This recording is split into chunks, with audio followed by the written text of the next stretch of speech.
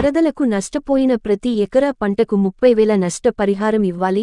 కర్నాకుల జిల్లాలో వరదలకు నష్టపోయిన సుమారు 10,000 ఎకరాల వ్యవసాయ పంటలకు ఎకరానికి 30,000 నష్టపరిహారం చెల్లించే బ్యాంక్ రుణాలు మాఫీ చేయాలని ఆంధ్రప్రదేశ్ రైతు కూలీ సంఘం రాష్ట్ర ప్రధాన కార్యదర్శి కర్నాకుల వీరాంజనేయులు డిమాండ్ చేశారు. బుధవారం నాడు కిర్లంపూడి మండలం గోనేడ శివారు కండి దగ్గర మునిగిపోయిన పొలాలను పరిశీలించారు. ఈ సందర్భంగా ఆయన మాట్లాడుతూ ఏలేరు కాలువ ఆక్రమణలకు గురి కావడం వల్ల ప్రతి ఏటా కిర్లంపూడి, పిఠాపురం మండలాలలో వరదలతో రైతులు ప్రజలు తీవ్ర నష్టాల్లో కూరుకుపోతున్నారని ఆయన ఆవేదన వ్యక్తం చేశారు. ప్రభుత్వం హడావుడి ప్రకటనలు, ఫోటోలకు పోజులు తప్ప నష్ట నివారణ చర్యలు తీసుకోవడంలో నేటి ప్రభుత్వాలు పూర్తిగా విఫలమవుతున్నాయని ఆయన విమర్శించారు.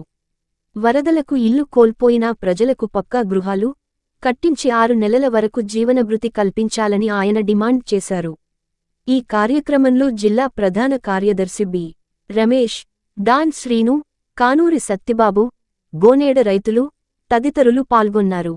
ఏదైతే ఉందో ఏలేరు ముంపుకి సంబంధించిన విషయంలో ఏలేరు ప్రాజెక్టు ఎత్తేసిన తర్వాత సుమారు లేదంటే 1,00,000 ఎకరం వరకు కూడా మునిగిపోయింది.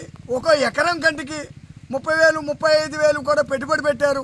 అనేక ఊళ్ళు కూడా మునిగిపోయినటువంటి భూములకు ఒక్కో ఎకరానికి 30,000 ఇవ్వాలనేది ఆంధ్రప్రదేశ్ రైతు కూలీ సంఘం డిమాండ్. అలాగే మేము ప్రధాన డిమాండ్ ఏంటంటే ఇల్లు మునిగిపోయిన వాళ్ళకి ఇల్లు కట్టివ్వాలి. అలాగే డ్యామేజ్ అయిన వాళ్ళకి ఒక్కొక్కరికి 50,000 ఇవ్వాలి. ఏలేరు లాంటి ప్రాజెక్టుకి గేట్లు ఎత్తుతున్నట్టు రాజకీయ నాయకులు తెలుసు.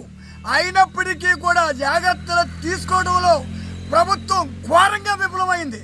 ఎందుకంటే ఏలేరు ఎప్పుడైతే గేట్లు ఎత్తుతున్నారో గేట్లు ఎత్తేటప్పుడు ఎన్ని వేల ఎకరం తడిసిపోద్ది, ఎన్ని ఊళ్ళు తడిసిపోతాయి, కాలువలు ఎక్కడెక్కడ డ్యామేజీలు ఉన్నాయి, దానికి ఎలాగ ఆ డ్యామేజీలు ఎలా పోడ్చాలనేటువంటి అవగాహన కూడా మన తూర్పుగోదావరి జిల్లా కలెక్టర్ గారికి కానీ పెద్దాపురం ఆర్డీఓ గారికి కానీ స్థానిక ప్రజాప్రతినిధులు కూడా లేదనేది ఆంధ్రప్రదేశ్ రైతు కూలీ సంఘం డిమాండ్ చేస్తుంది. కాలయాపన చేయకుండా ముఖ్యమంత్రి గారు కూడా ఇవాళ ఈ ప్రాంతానికి వస్తున్నాడు కాబట్టి తక్షణమే నష్టపోయిన రైతులకి వారి అకౌంట్లకి ఇల్లు కోల్పోయిన వాళ్ళకి ఆదుకోవాలి.